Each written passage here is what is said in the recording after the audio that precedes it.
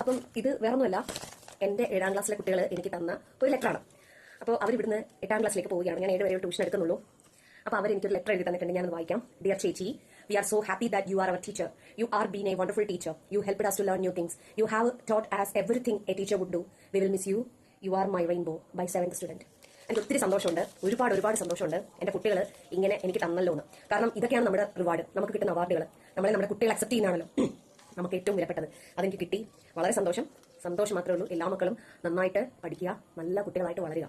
കൂടെ അവരെനിക്കൊരു ഗ്ലാസ് ഇട്ട് തന്നിട്ടുണ്ട്. അപ്പോൾ ഇത് അവരെന്നോട് പറഞ്ഞു, ചേച്ചിക്ക് എന്നെ ഓർക്കണം, കാരണം ഇതിൽ ചായ കുടിക്കുമ്പോൾ ഞാൻ അവരെ ഓർക്കണം. തീർച്ചയായിട്ടും ഇതും അതിനേക്കാൾ മൂല്യം കൂടിയ ആ ലെറ്ററും എന്ന് ഞാൻ ഓർക്കും.